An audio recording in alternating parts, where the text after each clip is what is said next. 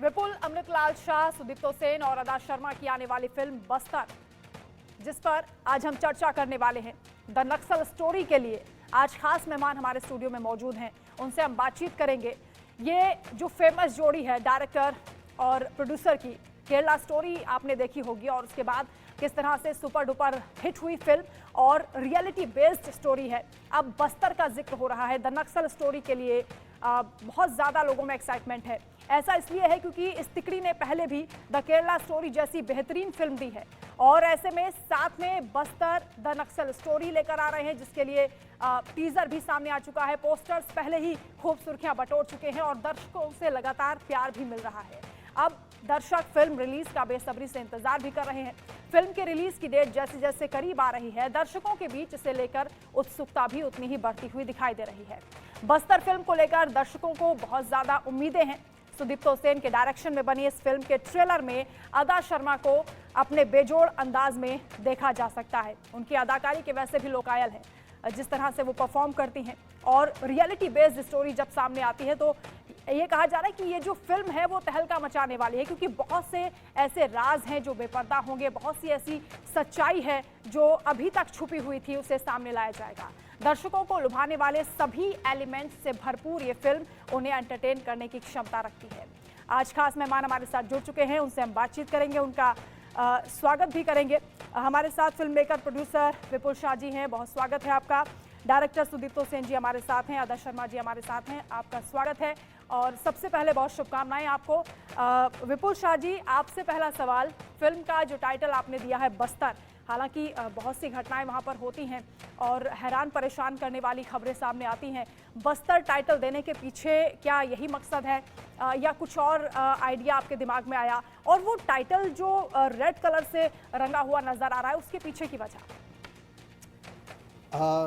देखिए, जब सुदीप्तो दादा मेरे पास इस फिल्म का पूरा जो रिसर्च है वो लेके आए थे और मैंने वो जब रिसर्च पढ़ा था तो हम सब जानते हैं कि बस्तर में 76 हमारे जवानों को शहीद किया गया था। हम सब ये भी जानते हैं कि जेएनयू में इसका एक बहुत ही बुरा सेलिब्रेशन भी हुआ था। लेकिन उस रिसर्च में मैंने बहुत कुछ देखा, जैसे एक 4 महीने के बच्चे को सर पे लोहे का सलिया मार के मार दिया गया। हमने पढ़ा कि 8 बच्चों को अपनी माँओं से छीन के आग के हवाले किया गया। फिर मैंने बहुत सारे और एपिसोड्स देखे जिसमें हमारे 52 जवानों को शहीद किया गया, 36 जवानों को एक अलग एपिसोड में शहीद किया गया, कभी 10 कभी 8। एक निरंतर हमारे फोर्सेस के अगेंस्ट हिंसा चली है। एक एनएचआरसी की रिपोर्ट देखी हमने कि बस्तर में पिछले 50 सालों में कम से कम, अब बस्तर में नहीं, माओवाद से पूरे भारत में पिछले 50 सालों में 55,000 के करीब जाने गई हैं। अब आप सोचिए कि कश्मीर में 1952 से लेके आज तक गवर्नमेंट का आंकड़ा है 47,000 जाने गई हैं और यहाँ 55,000 जाने गई हैं। लेकिन इसके ऊपर कोई ऐसा मीडिया में एक चर्चा नहीं होती। इस पूरे पहलू का, इस पूरे एपिसोड का एक दूसरा पहलू है कि बस्तर में सड़क नहीं बना सकते। अगर सड़क बनाने की कोशिश की जाती है तो लोग गोली मार दी जाती है, उनको नक्सली आके मार देते हैं। स्कूल नहीं बना सकते, अस्पताल नहीं बना सकते, तो बच्चे पढ़ेंगे कहाँ, कोई बीमार ट्रीटमेंट कहाँ लेगा। एक इसका एक और पहलू है कि आप वहाँ भारत का झंडा नहीं फहरा सकते। अगर आप भारत का झंडा फहराएंगे तो आपको बहुत बुरी तरीके से मार दिया जाएगा। वहाँ पे हर फैमिली को अपने एक बच्चे को नक्सल को देना पड़ता है। अगर माँ वो बच्चा ना दे तो पूरे फैमिली को मार दिया जाएगा। और इसका एक तीसरा पहलू है, शहर में बैठे वो लेफ्ट लिबरल्स जो इन बस्तर के नक्सलियों को हीरो की तरह प्रेजेंट करने की कोशिश करते हैं। ये कहने की कोशिश करते हैं कि ये गरीबों के विकास के लिए वहाँ सरकार से लड़ रहे हैं। तो हम नहीं समझ पाए कि ये कौन सा विकास है जो सड़क नहीं बनाने देता या स्कूल नहीं बनाने देता या अस्पताल नहीं बनाने देता। तो जब इतना सारा मैंने देखा तो मुझे लगा कि ये पूरे नेक्सस को हमें एक एक्सपोज करना चाहिए। और इसका जो लाल रंग है वो इसलिए है कि यहाँ पे इतना खून बहा है पिछले कई सालों में। और बस्तर नाम इसलिए है क्योंकि इस वक्त जिस काल की ये फिल्म है, 2007 के करीब से शुरू होकर 2013 तक जाती है कहानी। उस काल में ये जो पूरा नक्सलवाद का जो एपिसेंटर था वो बस्तर था। बस्तर उनकी राजधानी थी। ये पूरा जो रेड कॉरिडोर लाल गलियारा है उसकी, इसलिए इस फिल्म का नाम बस्तर द नक्सल स्टोरी रखा है हमने। एक बहुत बड़ी सच्चाई से आप लोग पर्दा उठाने वाले हैं, लेकिन सिस्टम पर सीधा सवाल भी ये फिल्म उठा रही है। सुदीप्तो सेन जी, रिस्क नहीं लगता है इस तरह का एलिमेंट उठाने से? क्योंकि बहुत सी ऐसी फिल्में नहीं बन पाती हैं ऐसे मुद्दों पर, लेकिन आप लोग लगातार रियलिटी बेस्ड स्टोरी सामने ला रहे हैं। दर्शक हालांकि उसे बहुत पसंद भी कर रहे हैं, लेकिन सिस्टम पर सवाल उठाना और वामपंथ पर तो सीधा हमला करना। और एक चीज आपसे ये भी जानना चाहेंगे कि इसे फीमेल सेंट्रिक आप लोगों ने क्यों रखा? आपकी सवालों की 2-3 अलग अलग टुकड़े में मैं जवाब दूं। नंबर 1, अभी एक जो नया देश, नया भारत बनने की एक तैयारी चल रहा है, इसमें कुछ ऐसे मुद्दे हैं जो भारत की प्रोग्रेस को, भारत की डेवलपमेंट को करने नहीं दिया जा रहा है। एक मोस्ट प्रोबेबली ये पूरे जो तत्व है, जो लोग इसको करना चाहते हैं, वो एक रैपर के अंडर में रह के एक इनविजिबल एनिमी की तरह काम कर रहे थे। जैसे केरला स्टोरी में हमने वो कॉन्स्पिरेसी को लोगों के सामने लाए, जो कॉन्स्पिरेसी हजारों की तादाद में भारतीय नारियों को एक मैनिपुलेटिव कन्वर्शन के जरिए एक इस्लामिक आतंकवाद की तरफ ले जाने की एक बहुत बड़ा साजिश रचा गया था। उस फिल्म की रिलीज होने की 10 महीने बाद भी अगर ऐसा कोई भी इंसिडेंट्स कश्मीर से कन्याकुमारी का तक, कच्छ से कोहिमा तक, अगर कहीं पे इस तरह की कोई इंसिडेंट्स होते हैं, लोग हमें याद कर रहे हैं, तो मुझे लगता है कि ये फिल्म के जरिए हमने इस देश के लिए कुछ कंट्रीब्यूट कर पाए।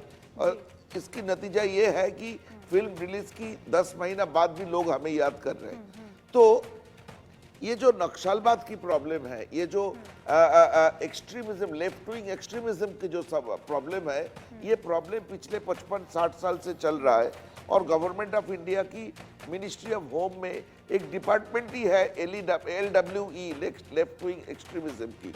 तो आप समझ सकते हैं कि कितने बड़े एक प्रॉब्लम हमारे देश के ऊपर थोप दिया गया था। एक इम्पोर्टेड, विदेश में बनाया गया एक आइडियोलॉजी के तहत हमें हमारी देश में एक उपद्रव शुरू करने वाली एक सिचुएशन क्रिएट किया गया था। 1967 से ये मूवमेंट शुरू हुई थी। अब इंसिडेंटली ये मूवमेंट में सबसे ज़्यादा जो पीड़ित है वो महिलाएं हैं। ये बस्तर में जो विपुल जी ने अभी आपको एक आंकड़ा दिया कि पिछले 55 साल में 50,000 से ज़्यादा लोग मरे हैं। इन लोगों की मौत के साथ हर माँ की बेटा, हर माँ की हस्बैंड, बॉयफ्रेंड, मतलब भाई, मतलब मरते हैं। जो भी लड़ाई हो, जो भी युद्ध हो, मरते महिलाएं हैं। तो ये हमारी ट्रिब्यूट है उस मातृशक्ति के लिए। और आपका ये हम पोस्टर भी आपको दिखा रहे हैं, किस तरह से हमारे दर्शक देख रहे हैं। इस पोस्टर में जबरदस्त एक्शन में नजर आ रही हैं आदा शर्मा। आदा जी, आपसे हम जानना चाहेंगे किस तरह का चैलेंजेस आपने फेस किया है। एक महिला अधिकारी की भूमिका में आप नजर आ रही है, ट्रेलर भी हमने देखा, बहुत धमाकेदार है। आपकी एक्टिंग की तो क्या ही तारीफ करें, जैसा आपका नाम, अदा की अदाकारी सबको पसंद आ रही है। Thank you. पहले मुझे बहुत खुशी होती है जब आप या कोई भी ऑडियंस से लोग कॉम्प्लीमेंट देते हैं, बिकॉज हम लोग ऑडियंस के लिए ही फिल्म बनाते हैं। और केरला स्टोरी भी ऑडियंस ने ही इतनी बड़ी फिल्म बनाई, बिकॉज हम लोग ट्राई करते हैं कि बहुत सारी मेहनत करके जितना रियलिस्टिक अंदाज से हम लोग पेश कर सकते हैं फिल्म, पूरा हार्ड हिटिंग, सब फैक्ट्स बोल के, कोई डिप्लोमेसी नहीं है उसमें। तो अगर ऑडियंस पसंद कर रही है वो ऑनेस्ट अप्रोच, मुझे बहुत खुशी होती है। एंड आई होप कि केरला स्टोरी के जैसे लोग ये फिल्म भी अपने दिल में परमानेंट जगह दे दें। चैलेंजेस तो थी इसमें, बिकॉज आप देख रहे हो जो टेरेन में हम लोग शूट कर रहे हैं, जंगलों में बहुत घने जंगल्स थे, और एक यूनिट जो 600-800 लोगों की है, वो यूनिट वहाँ पे रखना ही मुश्किल था। बट आई फील कि हम लोग सक्सेसफुल हो गए। एंड ट्रेलर सब बहुत अच्छा रिस्पॉन्स मिल रहा है। सो आई एम वेटिंग कि लोग फिल्म देखें। आई फील कि ये फिल्म केरला स्टोरी के जैसे पूरे देश के लोगों को देखना चाहिए, स्पेशली लड़कियों को। एक स्ट्रॉन्ग लड़की नीरजा माधवन है जो CRPF है। हम लोग रियल CRPF लड़कियों से भी मिले, एंड उनकी जो सैक्रिफाइसेस है, वो लोग क्या क्या करते हैं ताकि हम लोग यहाँ सेफ रह सके। आई थिंक हर महिला को भारत में हर महिला को पता होना चाहिए ये जो सैक्रिफाइसेस ये कर रहे हैं, और हर किसी को जिनको भी अपने देश से प्रेम है डेफिनेटली ये फिल्म देखनी चाहिए। आई प्रॉमिस यू कि इतनी बहुत सारी चीज़ें हैं जो आपको शायद पता भी नहीं होंगी जो आपको इस फिल्म से पता चलेगी, जैसे केरला स्टोरी में भी था। बिल्कुल उम्मीद करते हैं कि ये भी फिल्म आपकी सुपर डुपर हिट होगी, क्योंकि रियलिटी बेस्ड स्टोरी दर्शक भी देखना चाहते हैं और आज का युवा भी खास तौर से जो जागरूक है देखना चाहता है। बहुत शुक्रिया आप सभी का हमारे साथ जुड़ने के लिए। आपकी फिल्म के लिए आपको बहुत बहुत शुभकामनाएं।